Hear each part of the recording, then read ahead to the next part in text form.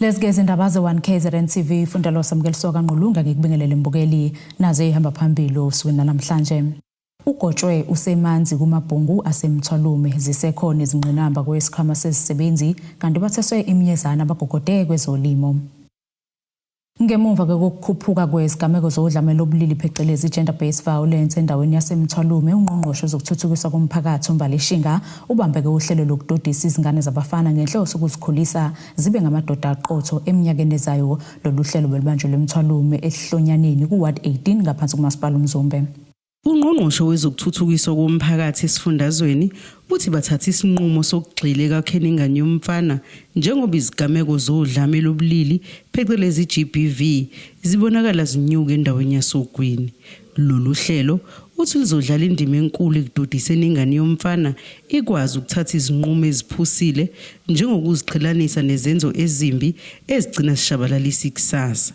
Ukusho lokhu ngesikhathi kuqhubeka lolu hlelo emthwalume esihlonyaneni kuward 18 ngaphansi kwamasipala uMzumbe.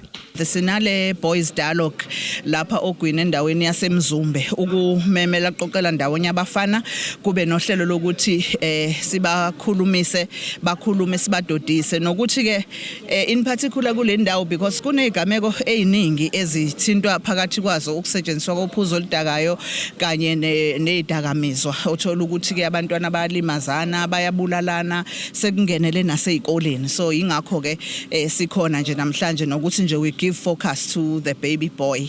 Iqhuba uthi unethemba lokuthi lolu hlelo luzoletha umehluko bakwazi ukuvuleleka abafana babhodle uma kufanele futhi endaweni efanele. Silenzele kona impela ukuthi lisinike umehluko ukuthi li-improve indlela yokuxhumana phakathi kwabantwana nabazali. Umntwana akwazi ukukhuluma avuleleke nomzali akwazi ukukhulisa umntwana abuze imibuzo right nokuthi umntwana akwazi nanokukhetha abangane nama-group abelonga kuwona. I-program is about that. Abakhona laba nenhlanhla kodwa futhi silindele ukuthi ongekho la they will spend isikhathi baxoxelo kade engekho. Ngaleyo ndlela umyalezo wethu uhambeke uye phambili. Uthi lolu hlelo bazolisabalalisa nakwezinye izindawo. Isifiso sami esikhulu ileso ukuthi nakwezinye indawo ifinyelele le program ngoba iqinisa ukuthi esikhathini esingaphambili ifocus ke sayinika umntwana wentombazane umntwana omfana washiyeka ngaphandle. So uma ngempela sithi sifuna ukwehlisa izigameko ezifana no gender based violence kufanele nabafana nabo sibalethe on board. From boys to men chiyo kwathiwa kumele nje umfana uhambe ngendlela right singazenzi izinto ezibhedayo nje izinto ezogcina sesifaka emajele zonke lezo zinto lezo. Sengizwe ukuthi umfana uyahlonipha futhi umphatha kahle umuntu wesifazane. Umfana akabalimaza abantu abadala njengathi abafana abancane funa kuba yithina esizoshintsha ikusasa lale country yethu. Ushinga uphinde wahambela osomabhizinisi abasafufusa khona emthwalume washiya izinsiza ezizobalekelela. Seleli thuba ukuthi kube khona okuncane sibaphathele kona okuwumnikelo okuyinsiza zokuthi ibusiness labo lithuthuke lenze kahle. Ukuthi amabhizinisi lawa semakhaya akenziwe abantu bakithi kodwa uma singabe singabasekeli singaba equiphanga angeke lokho kuze kwenzeke. So bajabule kakhulu ke namhlanje ukuthi lokho esibanikelele ngako futhi asigcinileke manje uDSD uzoprofile ibusiness sibone ezinye izinto esingabasiza ngazo njengoqeqesho nokunye. Lumbiko benuwethulelo zamando sicele wezindaba ze-1 KZN TV ngisemthwalume. Kukhuthazwa kwamalunga esikhwama sempesheni yabasebenzi bomasipala KwaZulu-Natal i-Joint Municipal Pension Fund ukuba ke baqinisekise iminenongane yabo njengoba ke luseyinkinga olwabagcina bengayitholi ke imihlomulo yabo. Lokhu kuvele ngesikhathi kuqhubeka umhlangano namalunga aseThekwini ngenhloso yokubika ke ngokusebenza kwaso. Kukhuthazwa abasebenzi ukuba baqinisekise ukonga izimali zabo ngenhloso yokugwema ukuba nengcindezi ngemuva kokuthatha umhlalaphansi noma ke kuphela umsebenzi. Kunento esingesikwazi ukuyi-avoida ukuya kwi-retirement. At one stage nami uqobo I will retire. Kodwa kubalekile ukuthi mangiretire ngingabi burden kahulumeni. Kubalekile ukugcina imali yakho ukwazi uku-enjoy retirement. Siyasibabone even ama members ethu ama pensioners manje bafika lana ba happy ngoba bayazi ukuthi every month without fail sizoke sobakhokhela imali. Njengamanje ngikhuluma nawe nje sisi izolo baholile abantu. So yilokho sik-encourage ukuthi wonke umuntu wonke South Africa as a whole or even KwaZulu-Natal akenze sure ukuthi kukhona la ibekela khona ngoba uma ngabe ungakwazi ukuyibekela umbuzo uthi uzodlani kusasa. Abesikhwama sempesheni yabasebenzi bomasipala KwaZulu-Natal bahlangane namalungu abo ngenhloso yokubika ngokusebenza kwaso nokunye. Bathi ke izinzuzo abazitshalile zenze kahle kakhulu njengoba ke inani lazo selingaphezulu ka 40 billion wamarandi. Isikhwama singakusho nje ukuthi sesikhulile ngendlela enkulu kakhulu ngoba uma sisibheka ivalue yaso sesingaphezulu kuka 40 billion. Okusho kona ukuthi ama-assets alesikhwama ayakhula njalo. So kuyiko ke kusenze lo mcimbi ongaka nalombungazi ukuthi bakwazi ukuthi bazi babe nokukhululeka mabehleli ukuthi isikhwama sabo njengoba befaka izimali zabo siyasebenza, izimali zabo zisaphephile, izimali zabo ziyakhula.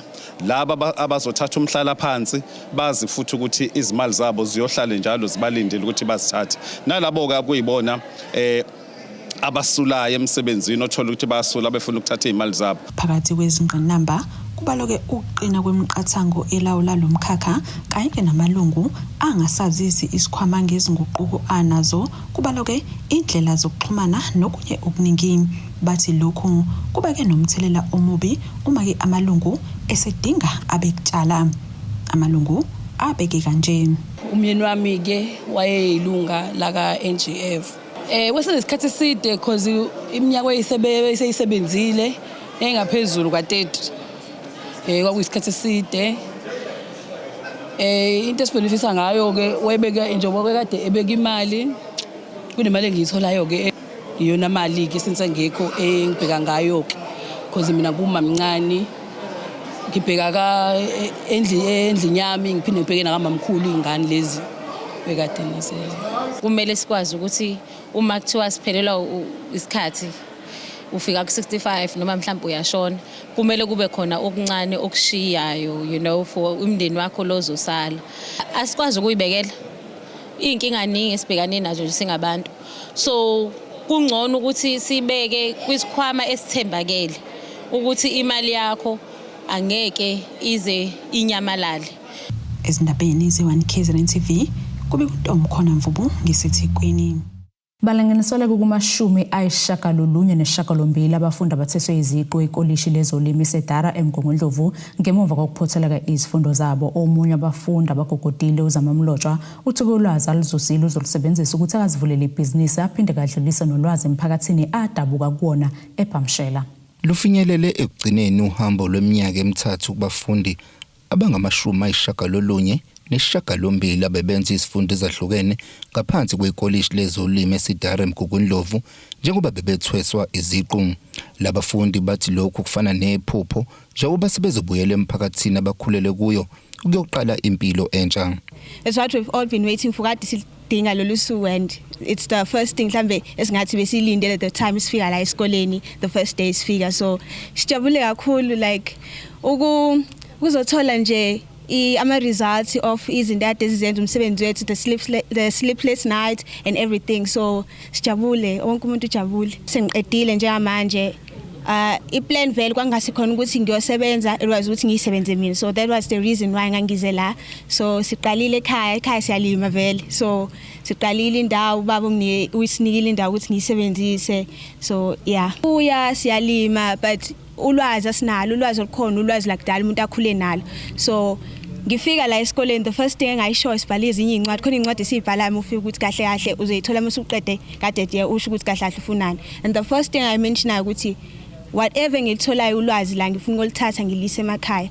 Kusho likhulu kakhulu nje, kunginika injabulo nentokozo ukuthi selizela afika la sizokwazi ukuvula ikhasi elisha khona siqhubeke siyobheka amatoho okanye sivulele ngokwethu. Kepha bengifisa ukuthi mhlawumbe mangingathola etohweni ngikwazi ukulokhu nje ukuthola experience ethe ukuthi xaxa ngibona ukuthi izinto lezi besifunda lana zirelate kanjani ne-practical application of i-business enterprise, and then ke mhlawumbe ukuhamba kwesikhathi uma ngabe inhlanhla ikhona ngingavula okwami. Ungqongqoshe wezolimi esifundazweni KwaZulu-Natal uThembeni kaMadlopha Mthethwa uqoqozelela abafundi ukuba baphume bayoqala amabhizinisi abo bakwazi ukusiza umphakathi abasuka kuyo. ukuba abantu abafundi bethu sibatshela ukuthi abaphume bebeyoqala ngesikhathi belinde umsebenzi abaphume bopractice lento abazobe beyenza besiza abazali emakhaya abalimayo bavolontiye kodwa futhi okukhulu sifuna beyiqalele awaba amabhizinisi amancane la umnyango neminyango nje imiyahlukahlukene ingakwazi khona ukuba siza ibaxhase ezintweni abafuna ukuzenza. Njengoba abantu abaningi baye babhekane nenkinga yomhlaba, ungqongqoshe kaMadlopha Mthethwa uhlabe ikhwele libhekise kumakhosi ukuba dedela umhlaba kulabo abafuna ukuwusebenzisa ngendlela ezozuzisa umphakathi. Abantu siyaqhuquzela emakhosini kodwa ngiyafisa ukuthi abantu babona yibona abahlala emakhosini kakhulu kufanele basondele kube nalabo futhi ababuyela amaplaza basondele kodwa ngibafuqa ngezinto zokusebenza umhlaba mase bewucela bahamba bawucela kumhlonishwa uNyosi kaLand Affairs kodwa nje siyakwazi ukusebenzisana nabo kuba siyabeluleka ukuthi uma beufuna kumhlaba benze njani.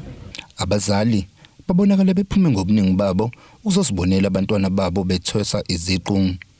Izindabeni z1 KZN TV bikuthi abantu maphumulo eMkungundlovu. Iqembu lezombusazwe Economic Freedom Fighters lithi-ke lizomeseka ukhomishana wamaphoyisa kulesi sifundazwe uJenene Nhlanhla Mkhwanazi kodwa ngeke-ke bayeke ukumgxeka uma kukhona lapho ephambuka khona. Leli qembu lisho lokhu-ke ngomlomo kaMazwi Blose oyilungu lephalamende likazwelonke. Ngokusho kwaleli qembu lithi uMkhwanazi kwangamele enze izitatimende ezithinta izikolo zamaphoyisa engenzi kahle bese faka negama le-EFF ngaphandle kobufakazi. So ukuthi yena afike aye kwi-ad hoc committee amafika lapha afike masekhuluma kabi ngoGeneral Khan athi uGeneral Khan uyisigebengu involve uma-drugs u-involve ku-cigarette smugglers nayo yonke lonto mase in the same sentence mase faka ethi hayi uGeneral Khan utholakala kuma-events e-EFF. So uzama ukudrawa ini lapho ngoba uma ukuthi ufuna uku-accuse ukuthi i-EFF i-involve kuma-drugs no-General Khan you must say so ukuthi no i-EFF no-General Khan badayisa ama-drugs then you provide evidence kodwa ungafika ucriticize uGeneral Khan mase in the same light uvela ufake i-EFF. uBlose uthi basajabule ngomsebenzi kaMkhwanazi kodwa uma engenzi kahle bazomgxeka. Wena msakazi akusho ukuthi mangabe sikusupporta sikwazi ukuthi sicriticize. You must be open ukuthi noma sikusupporta uma kodwa kunamaphutha fanele phela sikwazi ukwaveza ukuthi no General Nhlanhla Mkhwanazi siyakusupporta kodwa leli cala la AKA lenze kwi-province yakhe asikuboni angathi uyasukumela ngokusheshsha. So we've always had leyo relationship no-General Nhlanhla Mkhwanazi ukuthi siyamsupporta siyameseka ngomsebenzi awenza omuhle kakhulu wokunciphisa ubugebengu nokubulawa kwabantu kwaZulu-Natal kakhulukazi ama-political killings kodwa la esibona khona ukuthi unamaphutha asisabi futhi ukuthi siwaveze lawo maphutha simtshele futhi naye ukuthi cha la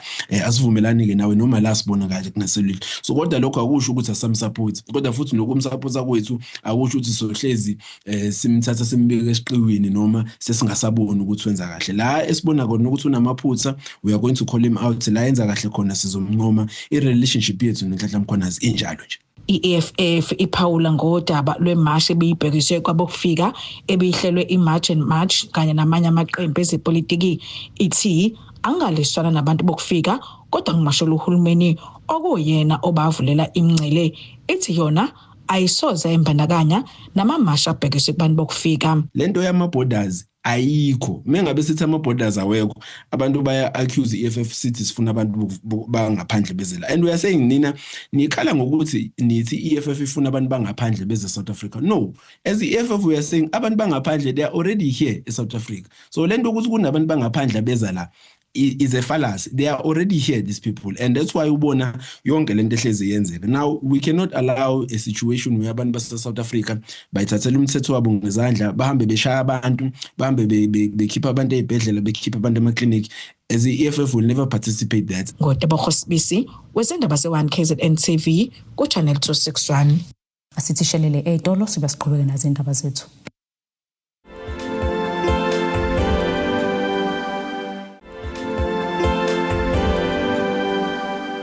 Asikwamukele mbukeli-ke ubukelezo neindaba ze1 KZN TV nazi kwekuyizona ezihamba phambili osukwini namhlanje. Ugotshwe usemanzi kumabhungu asemthwalume zisekhona izingqinamba kwesikhwama sezisebenzi kanti batheswe imiyezana abagogodeke kwezolimo. Sekubalwa ke izinyanga ngaphambi kokubekela kuleli libambeke ukhetho lohulumeni basekhaya njengoba ke inhlangano yangamele ukhetho IEC isimemezele ukuthi ke amakhansela semahhovisi azogcina ngolwezi. Lenhlangano ithi ke siliqalile nemikhankaso eqwashisa iphinde ke ifundise imiphakathi ngokubaluleka kokuvota njengoba ke ibihambele izikhungo zemfundo ephakeme ngaphansi kwesifunda uthukela. Inhlangano yezinketho i-Independent Electoral Commission kafishane IEC ithi njengoba sekubalwe izinyanga kiwo okhethweni lohulumeni basekhaya isiqalile namalungiselelo okhetho. Sekusele inyanga ezingezingaki ukuthi kuphela i-term of office yamakhansela khona kwi-local government. So uma iphela i-term of office yethu ilindeleke ukuthi iphele ngomhla ka-1 November ngoba siyakhumbula ukuthi ukhetho oludlulela ngomhla ka-1 November 2021 u5 years ke wale term of office uyaphela ngomhla ka-1 from umhla ka-2 u-IEC uno 90 days okufanele enze ngawo ukhetho. So ukhetho lethu eSouth Africa lujwayele ukuba ngolesithathu. Ulesithathu lokuqala ke silibukayo lesithathu lomhla ka-4 November olungaba i-possible date for election kodwa ke asisho ukuthi lizoba ngomhla ka-4 esikushoyo ukuthi thina so IEC njengoba senza amalungiselelo ethu abheke kwi-first possible Wednesday. Usithebe uthi izisebenzi ezizovotisa zizoqeqeshwa ngenyanga ezayo. I-staff sethu sizoqala ukustraina phakathi no-April siqede phakathi no-May. Kulindelekile ke ukuthi ngoJune kube ne-first registration weekend ngoba siyazi ukuthi njalo uma kuzoba ne-election kuba nama-open registration weekend. Eyokuqala esifo esi-confirmed umhla ka-21 to 22 June kuyobe kuwumgqibelo nesonto. 20 to 21 June kube kuwumgqibelo nesonto siyovula ngo-8 ekuseni sivale ngo-5 ntambama. And then emva kwaloko ke sobe sesibona ukuthi iyavela yini yesibili nayo siyoyazisa kuseyisikhathi. Emva kwa-registration yesibili ke kuvamile ukuthi ke kube isikhathi esincane nje singaba iviki noma 2 weeks sobe sesilindele ukuthi uminister wakhoktha ke amemezele usuku lokhetho. Uma selimemezelile ke siyakuvala ke ukubhalisela ukuvota. Kanti namuhla lenhlangano beyihambela ikolleji lemfundo ephakeme eScott lapho beyiqhuba khona umkhankaso wokuqwashisa ngokhetho.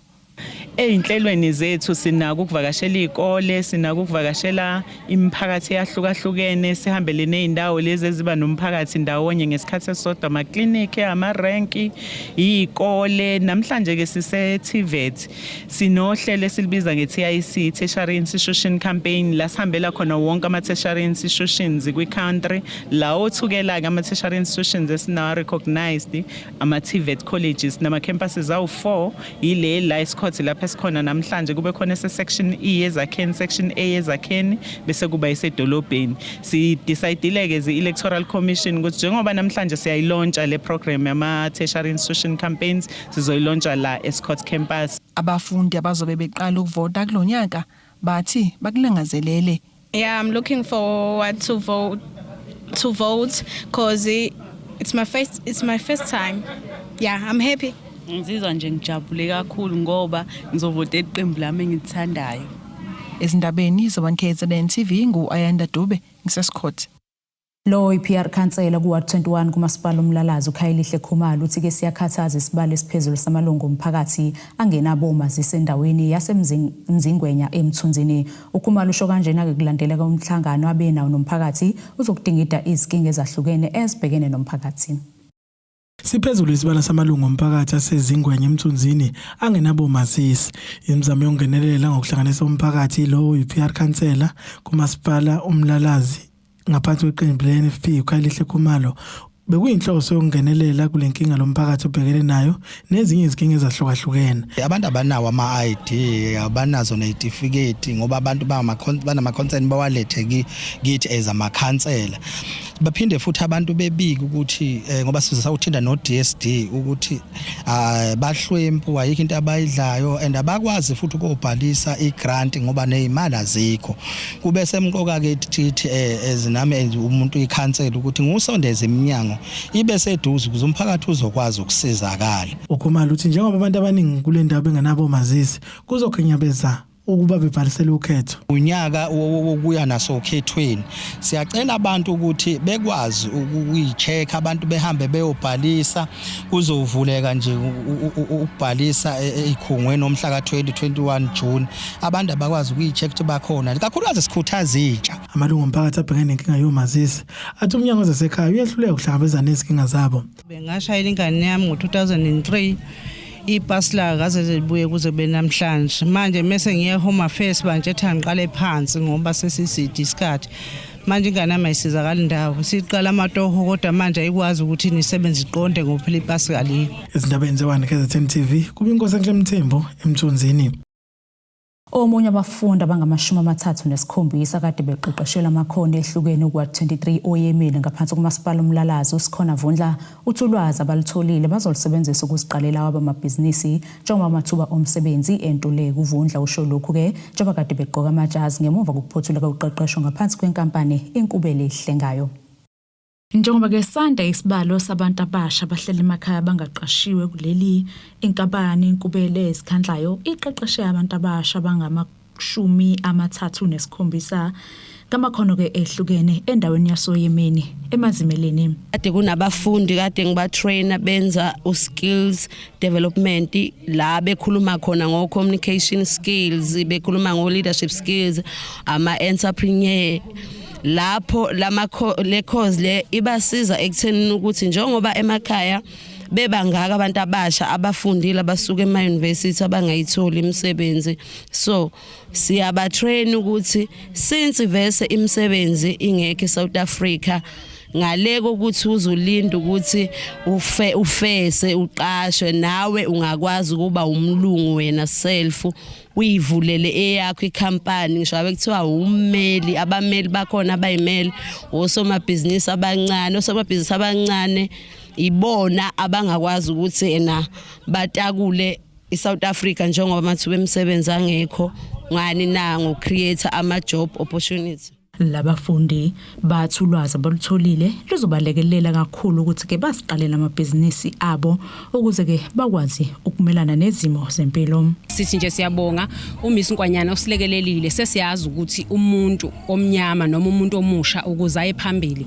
akasalindi ukuthi ayoqashwa ayofesa, kodwa sekufanele kusukume thina njengamalungu omphakathi, njengabantu abasha, njengamalunga alesi sizwe ukuze sikwazi ukuhlanganisa imisebenzi ethile singase siyenze. Okuningi nje sikufundile, sifunda ukuthi sekufanele siyibambele manje. Sesiyazi ukuthi la uYemen singakwazi ukuthi sihlangane sibe ngama co-op, sivule ama co-op, sikwazi siyabathungayo abafisa ukwenza mhlawumbe ama perfume kube yithina esiqala ibhizinisi. Sesiyazi nokuthi singakwazi ukwenza ilahle la ngoba sinazo nezihlahla engasilekelela ukuthi sakhe ilahle kube yithi esidayisa ngelahle la ngaphakathi. Singakhiqiza nje kuningi kakhulu esikuzuzile. Lokhu-ke kushayelwe-ke ihlombe nawo ubuholi bendawo ukuthi-ke lolu hlelo luzothuthukisa isizwe kudaleke amathuba omsebenzi.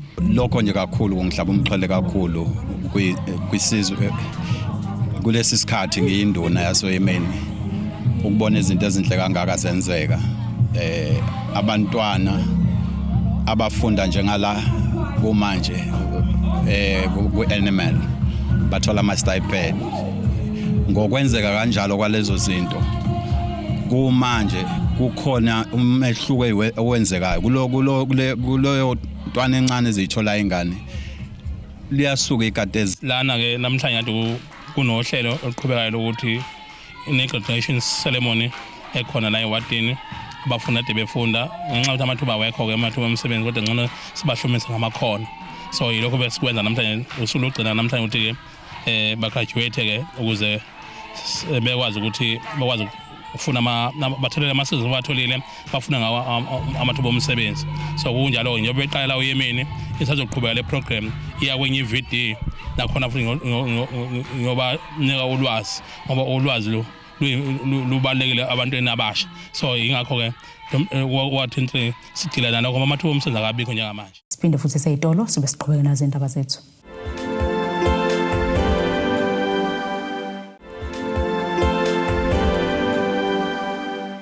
Asiphinde-ke sikwamukele imbukelo usabukele zona indaba ze-1 KZN TV sikukhumbuze kube kuyizona behamba phambili usuna namhlanje.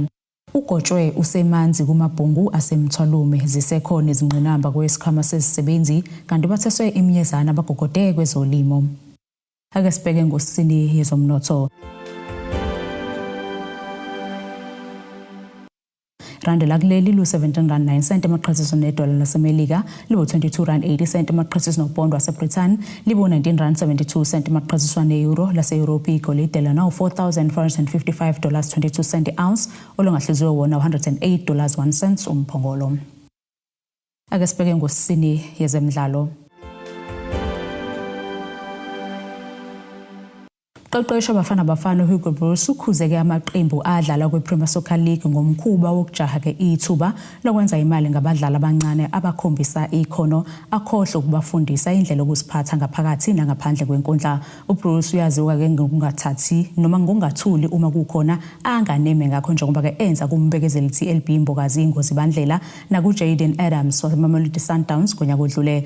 Bobabili ke laba badlali babefike sekwedlule isikhathi ejimini yaBafana. uAdams waxoshwa kodwa kuMbokazi waxayiswa kanzima kusukela ke amathatha umsebenzi ngo2021. Lo mqeqeshi waseBelgium usenyathele amakhono abaningi ngezikhulumo zakhe uma kukhona ngakuthandi kubaphathi ke bezindaba zabadlali kuya ke amaqembini abakuwo. Nasike isimo sezulu sakusasa singalindeleka.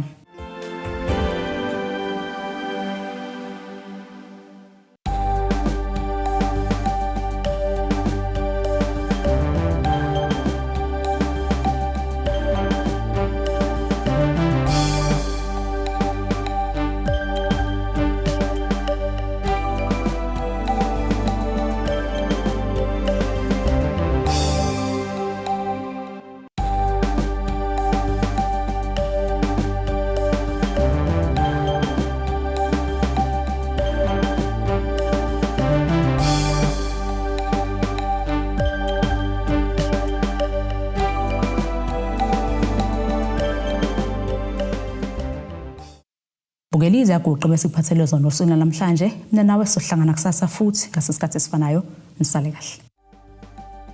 Abethuli bethu bezindaba baxhaswe iThuli's Bayview Bridal. Ungabashayela kulezi zinombolo ezivelile